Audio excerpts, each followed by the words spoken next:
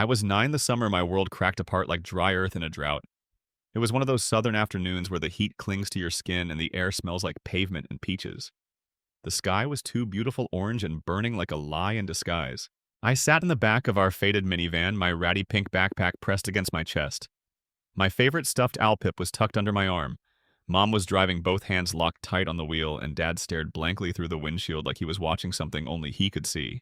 No one told me where we were going, but I recognized the road. We were headed to Aunt Marianne's house in Macon. I wasn't scared. I loved her.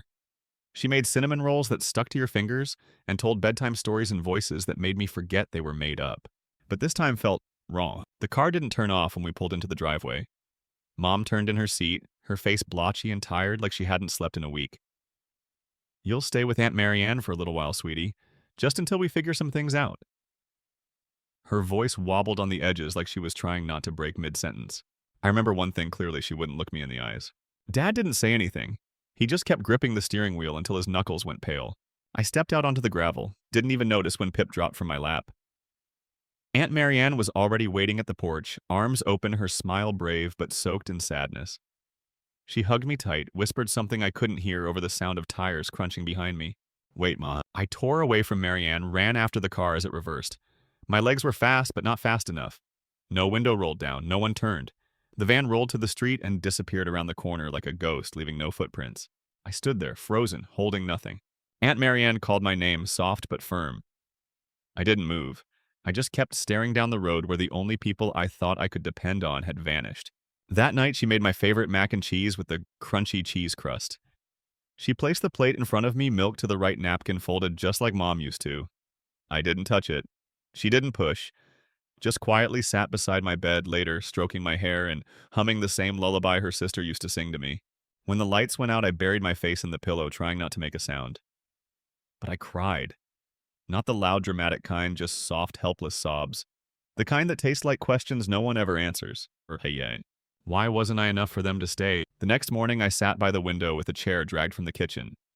Every car that passed made my chest clench. I waited. For headlights, for a miracle. For them. But no one came. Not that day, not that week, not that year. Only Aunt Marianne stayed, only she showed up. She became my everything guardian teacher, co-conspirator in late-night cocoa missions. She taught math with jelly beans and patience. She laughed at my dumb jokes like they were stand-up comedy gold. And when I whispered, "Are they coming back?" she always replied, "Some people weren't meant to stay, Leah. But that doesn't mean you weren't worth staying for." I wanted to believe her, but a part of me was still hollow, a part I thought maybe only they could fill. Over the next few years, I learned how to live in that house that wasn't mine at first, but slowly became a home. Marianne, a middle school science teacher, didn't have much, but she had this quiet strength that wrapped around me tighter than any seatbelt ever could. Every morning, she woke at dawn, made oatmeal with fresh blueberries, and left notes in my lunchbox like I was still my. She drove a banged-up Ford and wore thrift store cardigans. But when a student couldn't afford a backpack, she found a way to buy 3.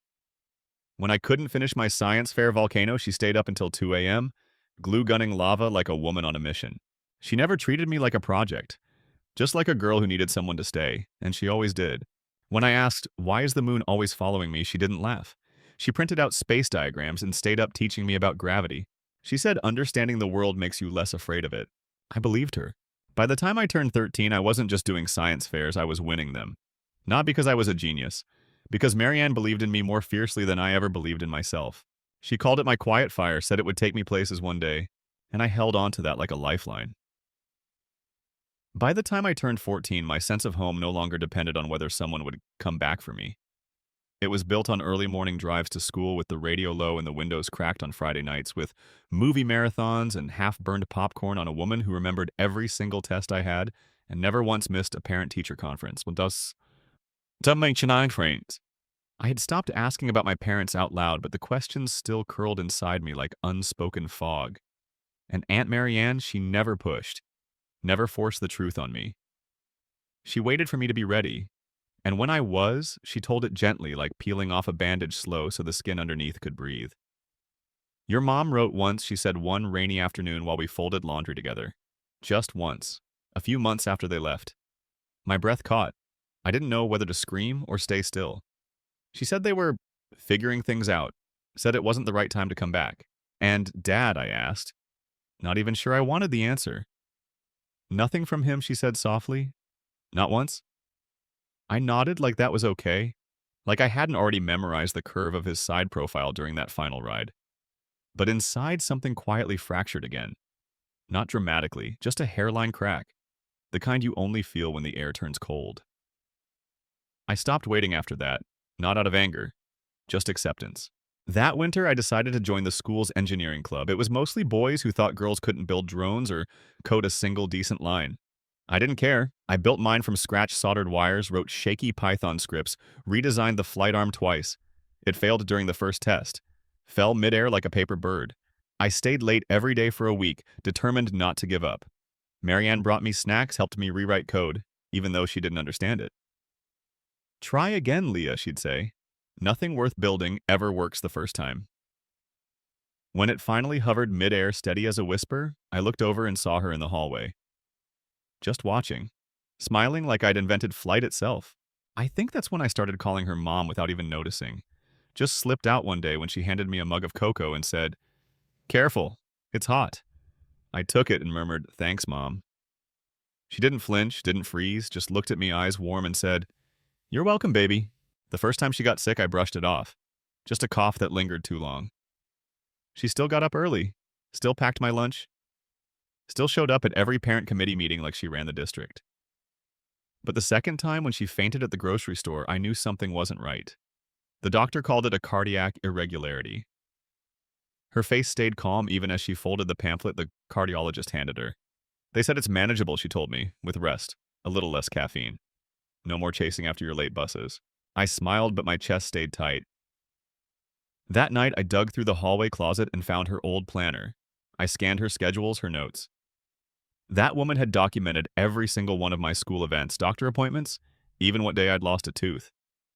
There was one entry on the very back page. It was dated the week after my 9th birthday. Leah officially moved in. Got her toothbrush, her backpack, her whole heart. That was the first night I didn't cry over the past. I cried over how lucky I was. The months that followed were quiet. I became the kind of daughter she deserved honor roll part-time tutoring, volunteering on weekends. She never asked me to be perfect. She just asked me to keep trying. And I did. Because for once, I didn't feel like I was proving my worth to stay. I was building something with someone who chose me every single day. At 17, I applied for early admission to 3 colleges, all in Georgia. I didn't want to go far. I didn't want her to wake up and not hear someone boiling water in the kitchen. She pretended not to notice how I kept circling local schools, but one evening while we were watching reruns of a cooking show, she turned to me and said, "Don't shrink your dreams to fit in a zip code. Go where you'll thrive. I'll be here." So I applied to one big one out of state, just to see. And then I forgot about it. The acceptance letter came on a Thursday afternoon. Thick envelope, gold crest, full ride. Stanford. I laughed when I read it. Not because it was funny, but because my heart raced and my hands shook, and I thought of every single time someone had said, "She's just a quiet girl." Not much to say. I ran into the kitchen and waved it in the air. I got in. She stood frozen for a second, dish rag still in hand.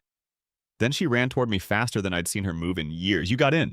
"Full scholarship," I said, still breathless. "I can go?" And then something shifted in her eyes. Not sadness, not pride. Something else, like she saw a door opening she hadn't realized we'd been building together this whole time. "I always knew you'd make it," she whispered. That night, we celebrated with takeout and paper crowns. She made me promise I'd go. No guilt, no looking back. "This world needs you," she said, "and this is your way to go out and give it something." So I went. 3 months later, I boarded a plane for California. First time flying, first time leaving Georgia. I looked out the window and watched the ground fall away like a painting being erased. I texted her when we landed, "Made it. Miss you already?" She replied instantly. "Proud doesn't even cover it. Call when you unpack. Love you more than hot tea and dry socks." I smiled, because that was her, always making warmth out of ordinary things. College was hard. Harder than I expected. Everyone seemed to know someone. I didn't.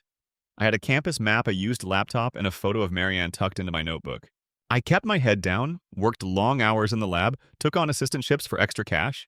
Every Sunday we FaceTimed. She wore her robe, held her tea, asked about my classes like she was still grading my homework. Then halfway through second semester, the calls stopped.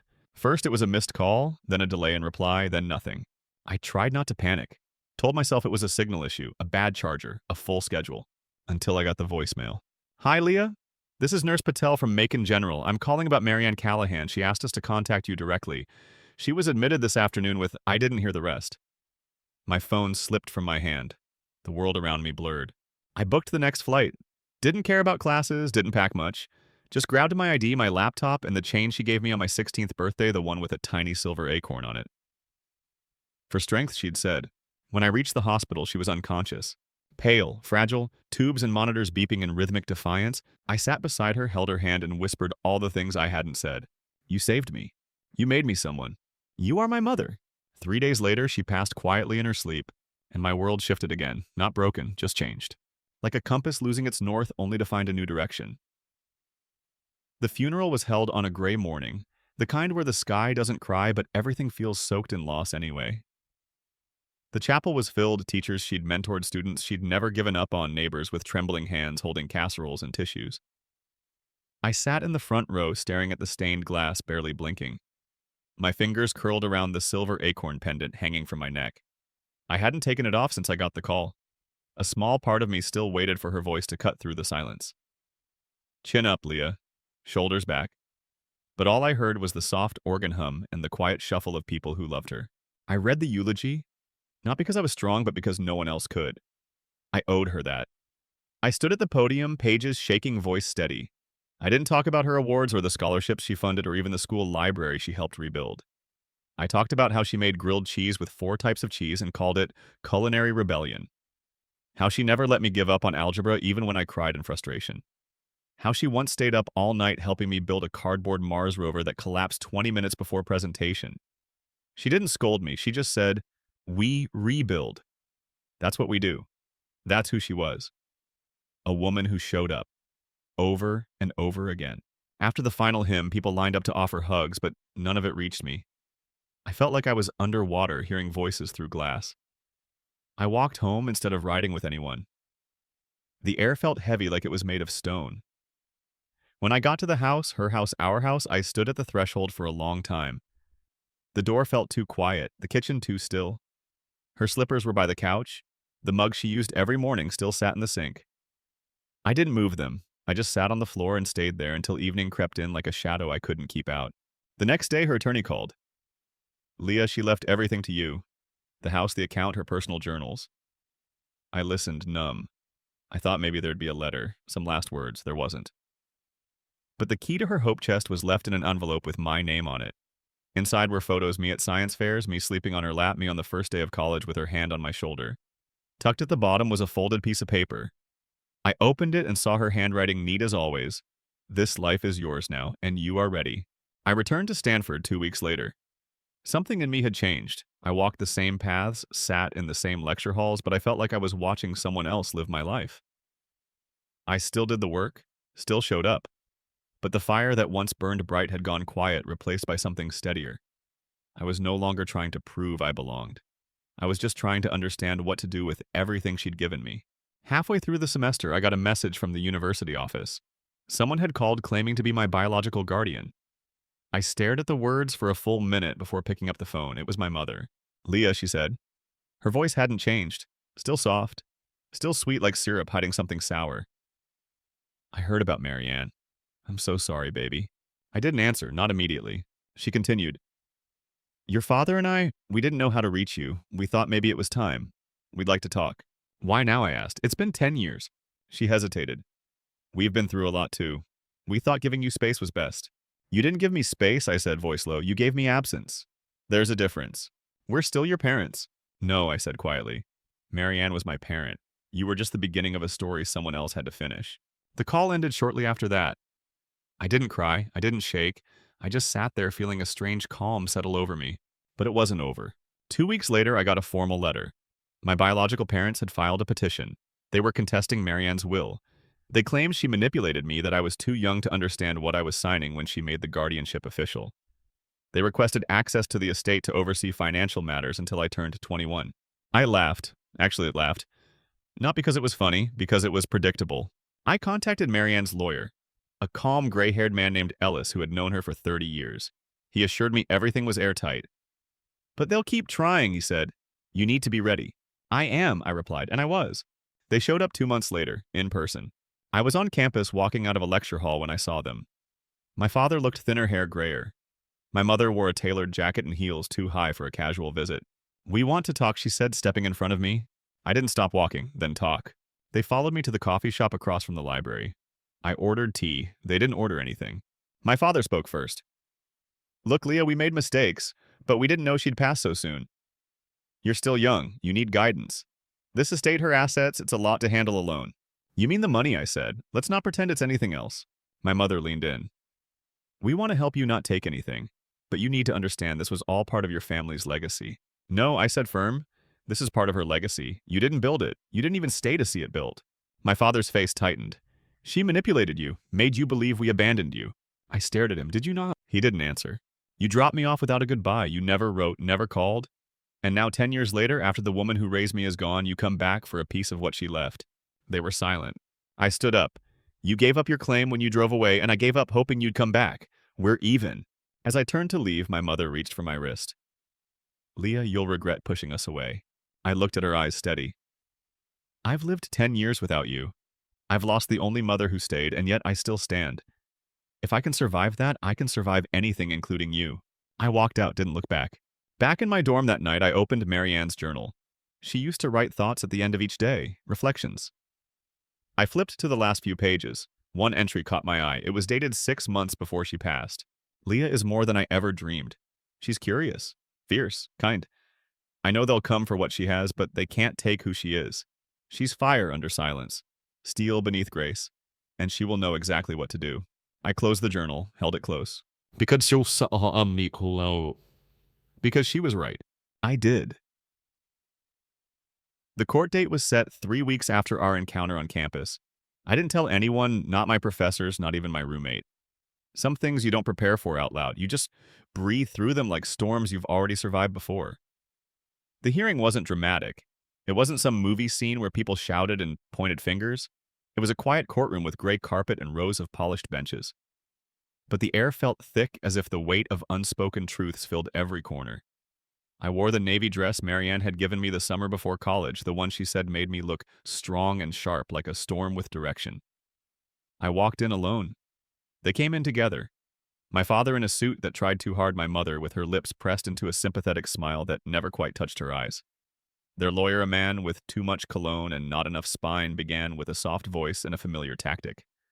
Pity masked as concern. Your Honor, my clients only wish to ensure that their daughter's inheritance is properly managed. She is, after all, just 19 without a guardian or financial advisor. I didn't flinch. I'd practiced that line in my head for days. Just 19. As if years of abandonment could be erased by a birth certificate. My turn came. Ellis Marianne's attorney stood beside me, but I spoke first.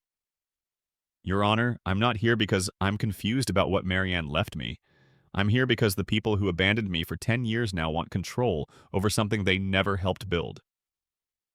I handed the judge a copy of Marianne's will, the guardianship transfer, every legal document signed, sealed, and certified. The judge read silently. No theatrics, just the clean cut of facts. Then came the twist I hadn't expected. Their lawyer presented a letter, allegedly written by Marianne months before her death. It claimed she had second thoughts about the will. It wasn't notarized, just typed. Signed without witnesses. A last desperate grasp. I looked at it and almost laughed. The language was wrong. Marianne didn't talk like that. She never used phrases like financial redirection or family legacy restoration. She used words like kindness, future choice. I took a breath. That's not her voice, I said. She wouldn't have left something that important, unsigned and unconfirmed. If she had doubts, she'd have told me. She told me everything. The judge asked to verify handwriting. They couldn't. Their argument began to unravel. Ellis added one quiet statement. Your Honor, Mrs. Callahan was a school teacher for over 30 years. Every important document she submitted had proper signatures, backups, and copies stored both at her home and with our office. We have no record of this letter. Silence. The judge nodded. I'll issue my decision next week. We stood, walked out. I didn't look at them, but I felt their eyes on my back the entire way. Outside the courthouse, Ellis stopped me. You did well. She would have been proud. I nodded, but my throat tightened. Not from fear, from the hollow echo of knowing she wasn't here to see it. That night, I sat at the kitchen table in Marianne's house, my house now, and read through her journals again. In one entry, she'd written, "The strongest roots grow in silence. You don't see them. But when the storm comes, they hold everything together." I whispered it to myself like a prayer. Then I opened her laptop. For years, she had run a small education fund under her name, helping kids in foster care afford school supplies and tutoring. She never talked about it much, said it was just something she did. But the files were detailed: spreadsheets, letters from students, stories from parents. I read them all, and then I knew exactly what I needed to do. The next morning, I went to the local community foundation and started the process of turning her fund into something bigger. A full nonprofit, the Callahan Trust, focused on mentoring scholarships and mental health support for teens who'd been left behind just like I once was. I drafted the mission statement myself. It didn't sound like a press release, it sounded like her. "We are here for the kids no one comes back for. We are the steady voice, the extra seat at the table, the reply when silence stretches too long." The next few months moved quickly. Papers filed, website launched. I used my savings to build the first 3 scholarships. Friends from campus helped design materials. A retired social worker from Marianne's school agreed to be on the advisory board. Momentum grew not because I chased it, but because it had always been waiting for someone to show up and say, "I see you." And then the decision came, a formal letter from the court. The judge ruled in my favor. All claims dismissed. All rights upheld. The estate, the trust, the property mine. Legally, permanently. There was no appeal. My parents didn't try again, not in court. But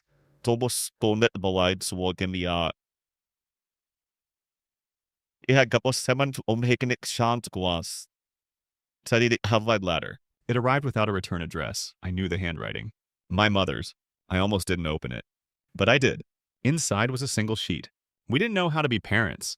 We thought leaving would fix everything. We were wrong. "If you ever want to talk, we're here." There was no apology, just that. I folded it carefully, placed it in the back of the journal. Not out of forgiveness, but because some wounds deserve to be seen before they're left behind. The truth is, I don't hate them. I just stopped needing them. There's a difference. Hate clings to you. Letting go lets you breathe. So I breathed. Deep. Slow. Like Marianne taught me. Because this was my life now. And I finally knew what to do with it. The news spread faster than I expected. A couple of local newspapers picked up the story: "Callahan Trust launches new scholarship program for abandoned youth," and suddenly I was answering emails from strangers who said they saw themselves in my mission. A counselor from rural Alabama wrote that her students finally felt seen. A grandmother in Iowa offered to sew handmade backpacks for the kids we sponsored. And one night, I got a message from a girl named Raina. She said, "I don't want money. I just want someone to talk to. Someone who doesn't walk away." I wrote back that same night. We talked for hours. And when I closed my laptop, I cried not out of sadness, but from this strange, overwhelming knowing that this finally was what I was meant to do. I didn't return to Stanford the next semester. I didn't drop out either. I took a leave of absence and filed the paperwork myself. No ceremony, no long goodbye, just a quiet email to my professors thanking them for their support. I told them I'd be back. Maybe, but right now I had work to do, real work.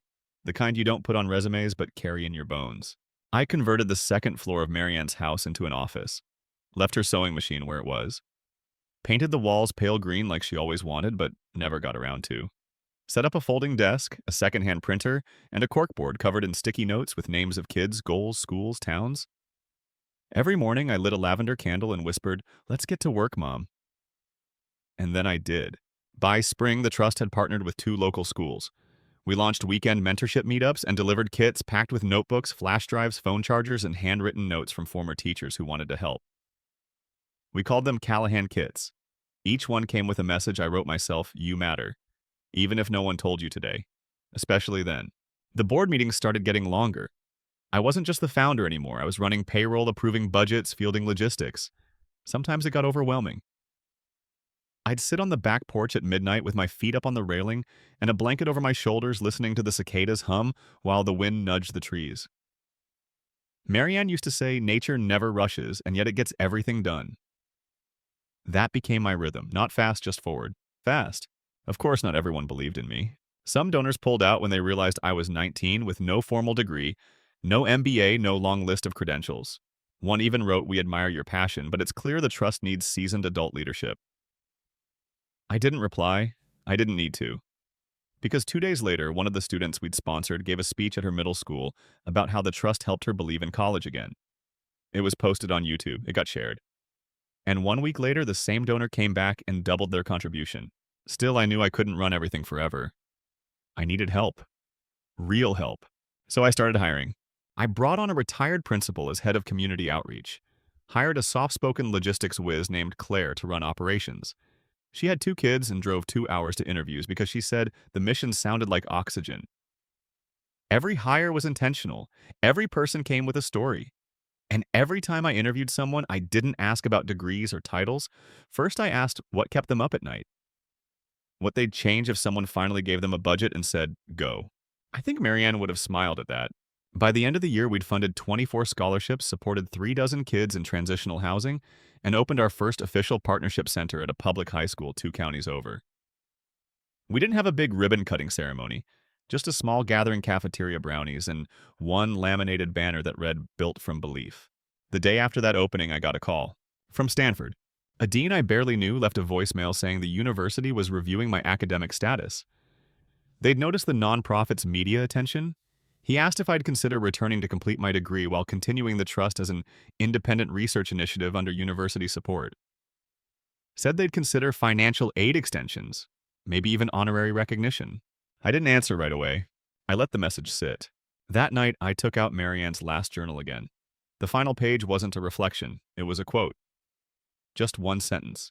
When you don't know if you're ready, remember who showed you how to start? I closed the journal, sat in the quiet. Then I picked up the phone. I didn't call the dean, I called the girl from Alabama, Raina. I asked how school was going. She told me she got a B on her geometry quiz. Not perfect, she said, but not failing either. I smiled. That's better than perfect. That's progress. I think that was my answer. The next morning, I called the university and told them thank you, but no.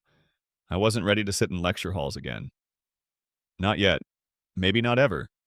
Not because I didn't believe in education, but because my education was happening in real time in living rooms and food banks and high school gym bleachers where kids lined up to ask anyone, "Do you think I have a shot?" Yes, I do. Every time. One evening in December, I stood in the driveway of Marianne's house and watched the sun set behind the trees. The air smelled like pine and something older like smoke and memory. I held a cup of coffee in both hands and just stood there, letting the quiet do what it does best, fill in the spaces where words aren't needed. This was my life now. No longer a life I waited for. Not borrowed, not begged. Built. The first winter without Marianne was the kind that snuck in slowly. No dramatic cold front, no sudden blizzard. Just a gradual stillness air getting crisper mornings starting darker, the heater humming longer than usual. I kept her old quilt folded at the edge of my bed, not because I needed the warmth, but because it still smelled faintly like her lavender books and that stubborn little citrus candle she used to light on hard days. I found myself lighting it too, not out of ritual, but as a reminder that some things don't need to be explained to matter. They just do. One morning I received a letter addressed to Director Callahan. My heart twitched seeing that name in print, not because I didn't deserve it, but because it reminded me of how far I'd come from the quiet girl who once sat at a window, hoping a silver car would turn back. It was an invitation, a keynote panel at a National Youth Leadership Summit in D.C. They wanted me to speak about building organizations from lived experience. I stared at the email for a long time, not because I was intimidated, but because it finally felt real. I'd been so focused on doing the work I hadn't noticed the world had started watching. I said yes. The flight was smooth, the hotel quiet. At the summit, I stood behind the podium wearing Marianne's old brooch, a small silver feather. She said reminded her that lightness wasn't weakness. I wasn't nervous. I looked out at the room filled with students, educators, social workers, and told them the truth. That being abandoned doesn't make you empty. It just makes you aware of what matters, that when someone stays even once, it changes how you see the world. That legacy isn't built from money or accolades. It's built from choices repeated daily, even when no one claps. Afterward, a boy approached me, maybe 16. He said, "I live in a shelter. I don't think anyone expects much from me." I told him I'd been that kid once. Not in a shelter, but somewhere quiet or forgotten. "Expectations don't define you," I said. "Your consistency does. Keep showing up, even when no one's watching. Especially then." He nodded eyes wide like I'd just handed him a piece of a map he didn't know he needed. Back home, things kept growing. The Callahan Trust expanded to 3 more states. We started a summer program for girls in group homes who wanted to learn coding and storytelling. I called it Firelight, because some fires, like people, burn slow and steady and still light up everything around them.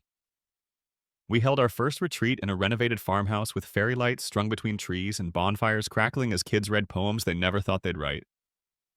I remember one girl, maybe 12, standing up with trembling hands to read a line she'd scrawled in her notebook. Even weeds bloom when no one cuts them down. We all sat still for a long time after that, letting her words land. One night while closing up the office, I opened an old email account I hadn't touched in years. The inbox was nearly empty, but one message sat unread. It was from my mother, sent months earlier. The subject line read, "If you're still reading." I hesitated, then opened it. The message was short. We were wrong. We thought we could leave the past behind, but the past lives in what we didn't do. If you're thriving, it's not because of us, it's in spite of us. We see that now. I hope you find peace, even if it's without us. I stared at it for a while, not angry, not moved, just clear. I didn't reply, not because I didn't have anything to say, but because some things are better left without punctuation. They're complete the way silence is after the final note in a song. The anniversary of Marianne's passing came quietly. No big ceremony, just a sunrise walk through the neighborhood we used to drive through after grocery runs. I stopped by the school where she worked, dropped off a stack of Callahan kits, and left a small note on her old office door. You were right. They came. But I was ready. I didn't wait for anyone to find it. I just left it there like a whisper between walls that once echoed with her voice. Later that week, I visited her grave. I don't go often, not because I forget, but because she's with me in everything. In every hard choice, in every quiet act of care. But that day, I brought her a single white daisy and a copy of the Trust's first annual report, neatly bound with a navy cover and her name in silver across the top. I sat cross-legged in the grass and read the highlights out loud like a letter. And when I finished, I said what I always say when I don't know how to end a moment: I'm still learning, Mom. But I've got this. A light breeze moved through the trees, nothing dramatic, just enough to feel like a nod. A few months later, we hosted our first national gathering of sponsored students and mentors. Over 200 people in a community center with folding chairs and paper banners and so much laughter it made my chest ache in the best way. Near the end, one of the girls asked if she could read something. I nodded.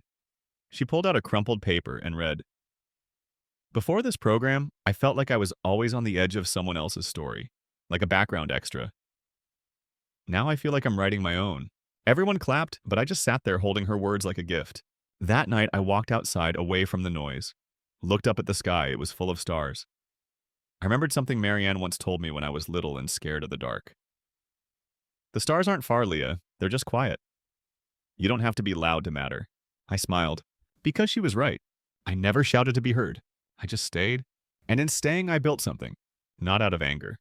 Not for applause. But out of a promise. That no one left behind would have to wonder if they mattered. Not while I'm still here. Not while this fire still burns. Leah's story isn't about revenge. It's about reclamation. It's about a girl who grew into her power not by shouting, but by showing up. Over and over. It's about finding family in the ones who stay and legacy in the quiet things we build when no one's watching. If you've ever been left overlooked or underestimated, let Leah remind you you are not the silence they left behind. You're the start of something they never saw coming. And now it's your move. What would you build from your own ashes? Let me know in the comments. And don't forget, every fire starts with a spark. Story 2, Kate Morgan is my name. At the age of 33, I work as the creative director of a design business in Seattle, a city I choose because of its streets lined with maple trees, and the fact that nobody there makes me think of family get-togethers. I got a message last month that was so familiar that I didn't have to open it to understand what it said. I apologize, my love. This year there is no space at the Colorado cabin. I hope it's different next summer. I act startled every time I receive the SMS. However, I am fully aware of what is recurring. And I am aware that there is never any space. Nevertheless, there was room for around 100 guests, including my brothers, their spouses, their children, their friends, and even a few neighbors from my early years that I hardly remember. I've learned to keep quiet, but I didn't want to take on that role this year. For my family, the Colorado cabin used to be a place of worship, tucked away by Crystal Lake. After spending their honeymoon there, my grandparents James and Marilyn Morgan bought it in 1987. Grandpa used to tell me as a child that this will be our summer residence one day, a location we return to because we love one another, not because we have to. And he fulfilled his pledge. They constructed a 5,000 square foot wooden home on the property they purchased near the lake. It had an open kitchen in the old style, a big walnut dining table, and a large front porch with a view of the crystal clear water where sunsets poured in like dark crimson honey.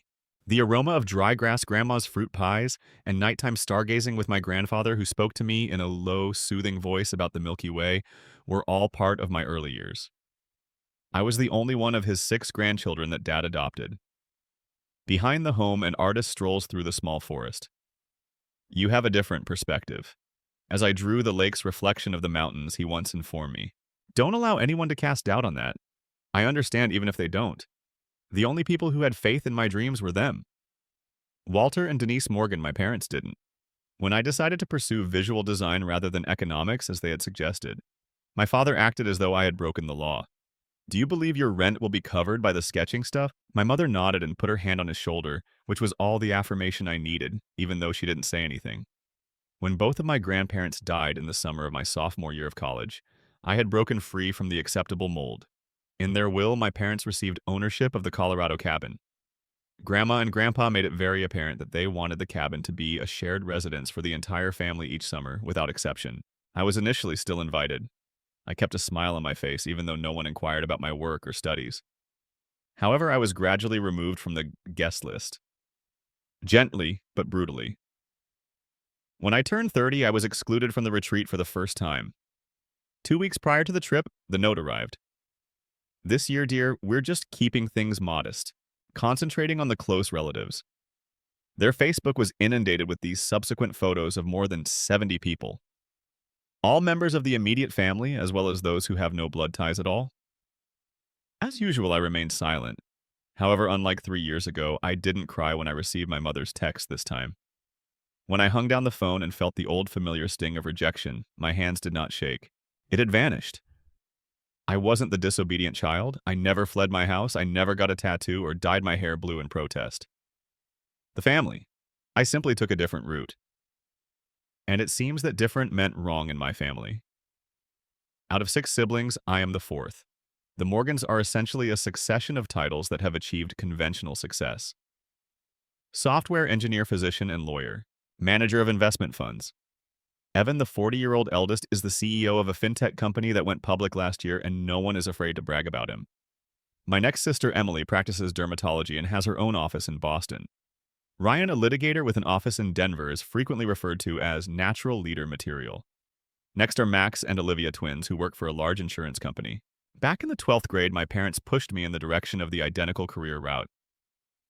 Afterward, there is me. No spouse, no children.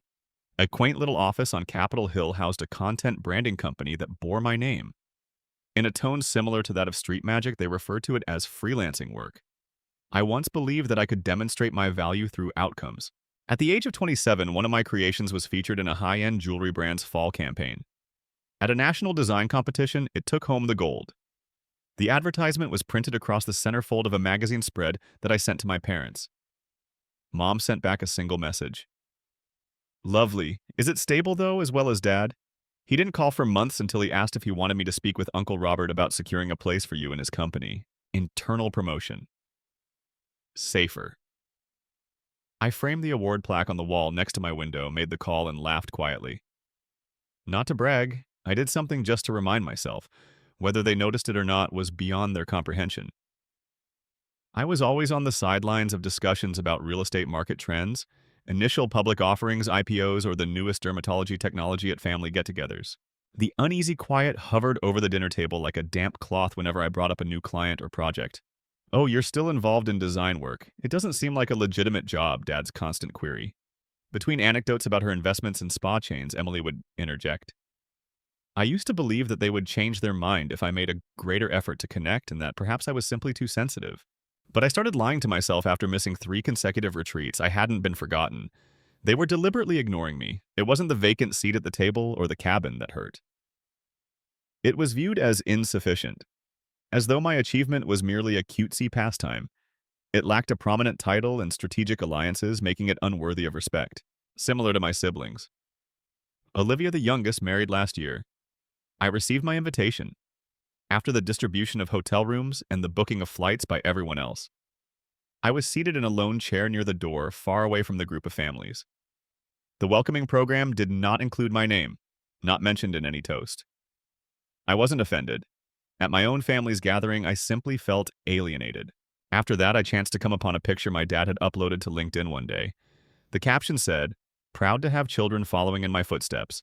An image included him standing next to Evan at a business function. I spent a lot of time looking at that picture. It was a chilly, silent affirmation. They didn't want me near them. I was creating a brand identity kit for a Vermont-based organic tea firm on a Tuesday afternoon when I received the message. The Colorado cabin is a little full this year, Kate. To ensure that everyone has ample room to unwind, we must restrict the number of guests. I hope you get it. Perhaps next summer. The words on the television caught my attention. It had the appearance of having been copied and pasted directly from years past. Brief, chilly. Regarding my availability, there is no doubt. No indication of a reschedule. I placed my cell phone on the table. The picture of my grandfather drawing by the lake was agitated by a breeze coming in through the window. On the porch, I would spend hours sitting next to him.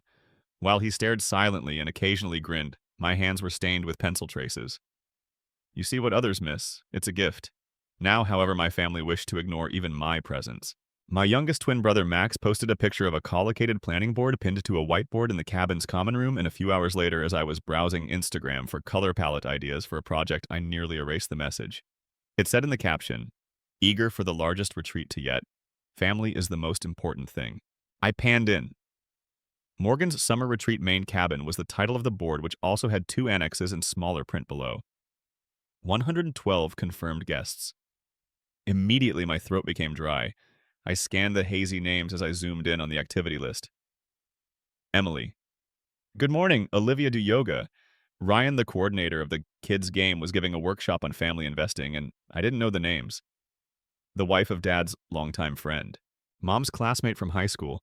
I had never met this neighbor's daughter from rural Iowa. Not me. Together with her grandfather, the granddaughter drew the initial version of the cabin's emblem. Me, the child. Every Friday night during the summer, Grandma allowed them to dip strawberries in chocolate, and they had even rented 2 additional houses close by. There was plenty of room to welcome total strangers. I stepped out of my chair, put my phone down, and went to the window. As the sun descended over Seattle, a ribbon of amber light stretched across the glass skyscrapers like a thin silk thread. It wasn't a misunderstanding, nor was it related to a lack of room or my being overly busy. I wasn't wanted there. I sank against the glass wall on the floor. Knees drew in as though the only way I could breathe was to embrace myself. I felt like my chest could burst from the tightness. There was no screaming anguish. There was silence, like an ancient sword sharp. Too long hidden away. I didn't give Mom a call. I didn't send Dad a text. I gave my best buddy from my first year of design school, Grace, a call. Every time I feigned not to be hurt, she had seen it. After the 3rd ring, she responded, "Didn't they do it once more?" I didn't have to elaborate. "People," I said, "I'm not on the list and there are 2 more houses." On the other end, there was stillness. Then Grace said something. No sour tone, no resentment. Just the facts. "Kate, that's not forgetting. Filtering is what that is. And they decided not to include you." She couldn't see me inside, but I nodded. Something changed. It wasn't rage. It wasn't sorrow. Boundaries were well defined. I got to my feet and dabbed at the corner of my eye. After that, there were no more tears. I had a single inquiry that rang loud and clear throughout the Crystal Lake Valley. Why not make a place that actually has room for me if they don't already have it? I didn't breathe again for a night. There were no sobs, no anger, and no complaints that night. In the center of my living room, there is only a whiteboard and me, the one I typically use when brainstorming with clients. I was the client this time, the item, a place that was both physically and emotionally mine. A judgment-free getaway. No inquiries, as in, is this a legitimate job? Only innovation connection, and individuals who recognize their own worth were allowed no quiet evaluations. Taking a marker, I scrawled across the middle. The Wild North pulls back. I thought of the name instantly. In contrast to prior artsy workshops, I didn't want to employ creative. Like me, I wanted something wild, honest, and unabashedly living. Instead of going to the ancient family cabin in Colorado, I started looking for a location the following morning. Naturally, I wanted a place that was both distant enough to allow me to escape and close enough to evoke memories. I browsed for 3 hours before coming across a posh villa estate on Donner Lake, which is a little more than 20 minutes away from my family's cabin. The three-story wooden Table Rock Lodge faces the deep blue water from floor-to-ceiling windows. A modern open kitchen, a wide deck, an outdoor fireplace, 6 spacious bedrooms, and even a tiny art studio on the side are all features of this home. Once a local painter utilized it. The week of my family's retreat, I looked at the calendar of available dates. It's still open. I could afford the rental even though it wasn't inexpensive. I had been saving for a little condo in Seattle for more than 2 years, but at the moment I wanted more room for myself than a place to call home. I pressed the button for the booking deposit without hesitation. I met Grace at our favorite Ballard Cafe that afternoon. She placed an espresso order. When I spread the retreat outline across the table, I was served cinnamon tea. Grace stopped. "Are you serious about this, Kate?" "Not to get even. To take back." We worked on developing the idea all afternoon. Grace knew the rhythm of a good schedule between workshops and quiet connection and seclusion, because she had previously arranged a retreat for a literary writing group. I made the decision to extend an invitation to my former coworkers from my first design studio who had really come through for me. A client who became a good friend and is currently employed as a chef in the area. At a session last year, I coached 2 students in addition to Grace. Even though Olivia Mack's twin sister hadn't raised her voice when I was left out, I still invited her. Olivia had occasionally sent me a private message to check in after the holidays. I desired to leave a door ajar. I didn't extend an invitation to the rest of the family. Within 3 days, the domain Wild North Retreat Cobb came out with a straightforward yet sophisticated landing page. Images of the lodge, details of the events, meditation in the morning, sketching outside, and storytelling by the fire. Developed a sample menu with Jamie the chef friend who intended to use only local foods for a seasonal menu, and made a special Instagram account for the retreat, sharing inspirational sayings and behind-the-scenes pictures. I wasn't trying to prove myself to them. It was about making a place that was open to everyone. No justifications are necessary. I sat by myself on the balcony that evening as the Seattle city lights twinkled like lost stars. At Wild North Retreat, I uploaded the first picture to Instagram. There was no room for you, they claimed. Thus, you provide a space where those who are marginalized are always accepted. Retreat to the Wild North. By design, it belongs. This was something I had never done before. My workdays were already occupied with running a design firm, but during the 3 weeks after the Sable Rock Lodge deposit, I felt like I was living in 2 different lives. I worked with clients during the day. I mapped out a dream called Wild North Retreat in secret at night. I learned how to start from scratch, creating daily calendars, budgeting for each meal, identifying every item, including handcrafted paper and fragrant candles, and selecting pillow kinds for guests who are allergic to feathers.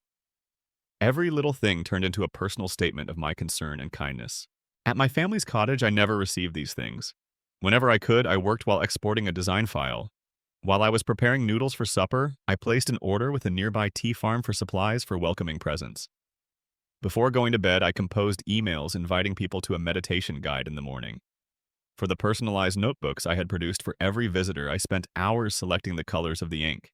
I felt pressure, yet I didn't feel exhausted. The chef I trusted to oversee the entire menu, Jamie, called me at 8 p.m. during the second week. She spoke tensely. "I must apologize, Kate. There's a serious staffing shortage at my primary restaurant. They refused to grant the promised full week off." I went cold. Cooking for the retreat is not an option. I won't have time to prepare for the entire week, but I can assist on the first day. I sincerely apologize. My head landed on the table phone. It's still in hand. A lot of what I created depended on the food. Such an important aspect of experience and relationship. My throat constricted as I was ready to say, "It's okay." There was silence between us. "Wait," Jamie said. "I'm able to recommend someone. She used to work at a retreat center in Oregon and now works as a freelance chef. Sophia is her name. Attended Le Cordon Bleu for training." I sat up a little at that name. 3 hours later, a Vietnamese-American woman in her late 30s with serene eyes and a soft smile appeared on a video conference with Sophia. When I described the retreat's idea and how the meals should represent connection, creativity, and lightness, she gave a nod. Not only would I like to work there, but I would also like to visit. We spoke about an example menu. Sophia recommended foods that were both healthy and visually appealing. Toast with whipped almond butter and sunflower seed toast, chilled coconut chia pudding, and fresh peach salad with mint from a lakeside garden. Every dish had the sound of a little poem. That evening, I confirmed the reservation. I got a surprise email a few days later. OliviaMorgan87@gmail.com is the sender. Topic pertaining to your retreat. There were just 13 words in the message. I would really like to participate if the invitation is still open. I read it repeatedly. I had believed that Olivia, the youngest sibling, had opted for silence among the majority. She didn't say sorry, didn't provide an explanation, simply made an honest offer. And that was plenty, in my opinion.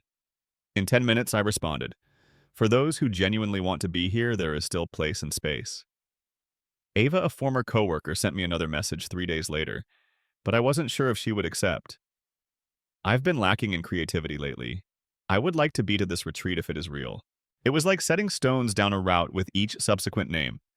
Not loud, not well known, yet powerful enough to sustain a location I never would have thought I could construct. I sat in the living room the night before we left, surrounded by boxes of homemade welcome gifts, name cards with handwriting and string lights that were ready to be strung across the spacious porch. I gazed at the now fading whiteboard while playing my grandfather's favorite song, a slow piano and violin instrumental. I had put a new line underneath the words, Wild North Retreat, but they were still there. Home can be made, but not everywhere is home. On the same day that my family started their yearly retreat at the old cabin, we arrived at Sable Rock Lodge on a clear morning. Weather in June. With sunlight splayed across the lake like a thin veil of light, Donner Lake was soft. The lodge appeared as I drove the leased SUV down the pine-lined driveway.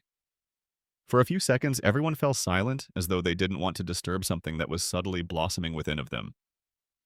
From the back seat, Ava said, "This is a retreat, really." Even though she had never been to this lake before, I could tell I had made the right decision by the smile in her eyes. After escorting each visitor to their room, I gave them a welcome basket. The previous evening, I had remained up creating a handwritten card, a pouch of herbal tea, an art brush pen, and a notebook with their name. I appreciate you coming here. There's nothing more to say. Sophia made roasted pumpkin soup rye bread with smoked tomato spread and kale salad with fresh apples for a late dinner that first night. The lake breeze blew over our hair as we ate on the veranda beneath cozy string lights. I talked after the lunch. Being the best, most successful, or most productive versions of ourselves is not why we're here. We are merely present and visible. It was Grace who raised her glass first. Then they all toasted one by one. Just quiet words, nothing loud. Cheers that fell far away in locations that none of us could quite pinpoint. We started the following morning by taking a careful stroll around the lake. No cameras, no phones, just the gentle rush of water and the sound of feet on dry pine needles. After completing a free drawing session in the little studio adjacent to the lodge, Ava started crying. The last time I handled a pencil without a deadline, I can't recall. Sophia revealed that she had never prepared food for customers who valued taste over brand. There was no strain on me. I was at peace. Everything happened in an oddly natural fashion. There was no attempt to blend in. No one used titles when introducing themselves. No default values needed to be demonstrated. We shared tales of past heartbreaks and performed music by the fire. Like we were whispering about old pals, with sketches clipped to a drying line, steaming teapots next to scrawled journals, and leisurely sunsets peeking through the woods, I continued to post updates on the retreat on Instagram at Wild North Retreat. And I was positive that my siblings were observing. On the third day, there was proof. Emily sent the initial message. This retreat, what is it? It's strange looking but warm. One of the pictures had Ava in it. I didn't respond. I just uploaded another image. Olivia is seated with a mug of cocoa on the front stairs. People looked at the lake. Then Max arrived. Have you set up a refuge next to the cabin that we just passed? I sent a brief message without realizing you were so close. Just ask your parents what the purpose of your retreat is.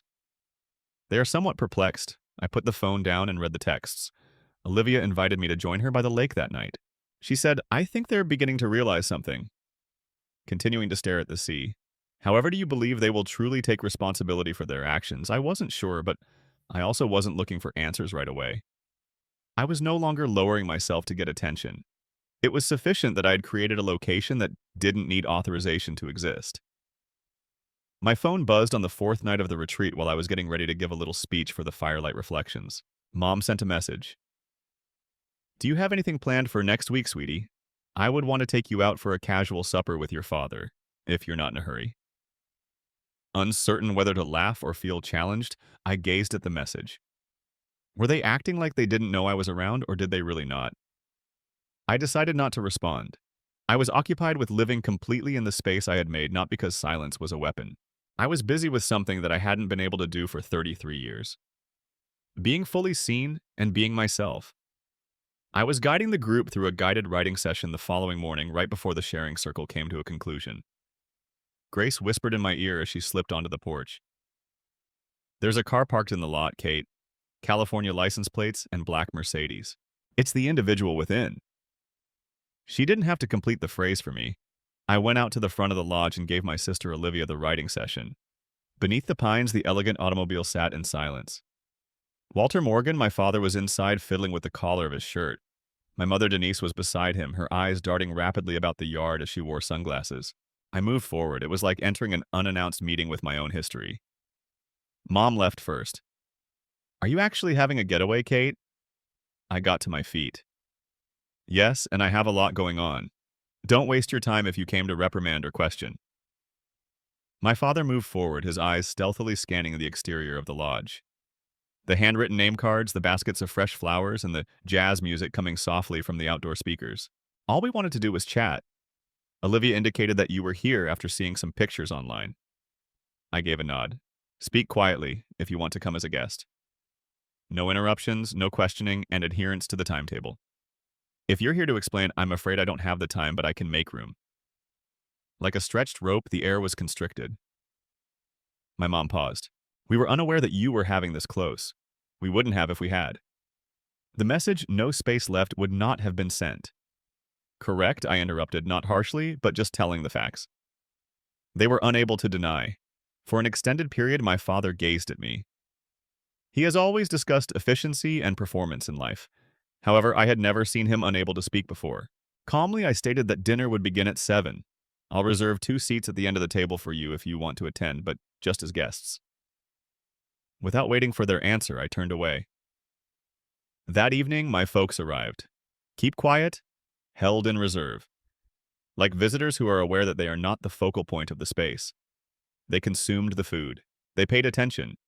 They remained till the candles were extinguished. When they departed, Dad paused, nodded once, and added impressive.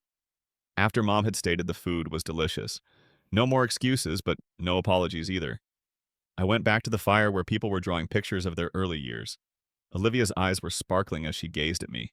She muttered, "Thank you for creating room in your world for me." I have yet to unpack 3 days after the retreat concluded. I didn't want the feeling to fade too soon, not because I was lazy. The sense of belonging that comes from sharing a rhythm with people who value authenticity rather than blood. Handwritten notes, messages, and emails began to flood in. After 6 years without writing, your retreat inspired me to write again. I'm going back to that unfinished series next week. The retreat photographs were viewed on Instagram by an independent publisher I had previously submitted to. I received a request from an editor to write an essay about creating healing environments. I never imagined myself to be an insightful person, but perhaps it was time to make something positive out of my experience. I even received a brief note from Sophia, the chef who had been a last-minute option. Let me be the first one there if you host again next year. I'll never forget it. I had made more than a week-long getaway. I had created a community, the start of something I had always envisioned. A little world in which individuals can be themselves without seeking approval. The phone rang late one day when I was gathering supplies for the retreat. Margaret Morgan, my grandfather's younger sister who is currently in her 70s, was listed on the caller ID. Kate. She spoke as steadily and clearly as ever. I've been keeping up with your retreat via Instagram, and Olivia, you know Marilyn and James would be quite proud if they were still here. I sobbed. The only member of the extended family who had ever inquired about my career goals was Margaret. Not as much as I hoped to make. There was a little pause before she went on. Did you know that James had put the old cabin in Crystal Lake in a trust? I still do a little bit of it. And if you would like, I formally asked the board this year to set aside 1 week every summer for your retreat. I remained motionless as though the time that cabin had been a wound might be shattered by my own breath. It might now turn into a therapeutic space. Space ought to revert to its initial value, in my opinion. It's a place for real interaction, not for bragging or playing favorites. I was only able to thank you in a whisper. Full but soft. I began going to therapy. I wanted to learn how to let go of things that no longer served me and comprehend the patterns that molded me. My therapist, Dr. Erica, didn't say much, but she did remark one thing during one session after I told her about the retreat, my parents' surprise visit, and the supper beneath the light, soft, and awkward wine. You invited people into a world you constructed rather than attempting to be invited. I gave a little chuckle, but my spine tingled. It struck a profoundly real chord. My dad sent me an email a week later. Brief, not a pretense. We would want to attend the retreat if it is held again the following year. Not to control, only to listen and learn. Mom added one sentence of her own after that. I noticed for the first time that you stopped requesting approval, and I understood that I needed to learn how to understand and ask questions. I realized a small door had opened, but I didn't immediately respond. For moving forward, not for turning back. On one stipulation, they no longer bring out-of-date yardsticks when they enter my place as guests. After the retreat concluded, I stood by myself in my Seattle studio for over 3 weeks. The polished wooden floor was bathed in a gentle summer glow as moonlight slanted through the large windows. I used to put forth a lot of effort to prove that I was sufficient in this space. It was where I just existed now. No evidence is required. I touched the wooden plaque that was affixed to the wall. In 2025, Wild North Retreat was founded, hand-carved with a list of attendees from the first retreat below. It is a record of those who selected me just as I had selected myself, rather than a guest list. This time, the remembrance of the family cabin, which used to be the focal point of every summer, was not accompanied with a dull aching. It was no longer a locked door in my mind. I now regarded it as a place to start, the location where I chose a different route and constructed my own entrance. A door without a latch. Olivia sent me a message that night. Emily just gave me a call. She inquired as to whether the retreat would take place the following year. I repeatedly read the message. The sister who used to refer to my work as trivial tasks, Emily was now interested in a world that I had previously been excluded from. There will be another next year, but not for those who just want to watch, was my straightforward response. In the second year, I started drafting the Wild North Retreat plan. In addition to being held at the Old Lodge Crystal Lakes cabin, would host a portion of the retreat. Margaret's suggestion, which the family board formally approved. I cautiously put my hand on the door handle as I returned to the cabin after all these years, not as the youngest daughter who was not invited, but as a creator walking into a place I once called home. There was only a profound sense of gratitude that I had broken the silence, not rage or fear, rather than allowing it to bury me. I stopped at the end of the long table, which was now a space I filled with presence rather than a seat of exile. I would be setting up wildflower vases, making workshop signs, and giving warm greetings to everyone who arrived to join in the healing process. I kept going to therapy with Dr. Erica because I felt that taking care of oneself was an important part of growing, not because I wanted to mend old wounds. We talked about more than just family anymore. We also talked about how the retreat had taught me how to create a sustainable community and how I was rediscovering how to sleep guilt-free. I invited some old friends who had stood by me when I had nothing to prove to a casual supper I threw at my studio a week later.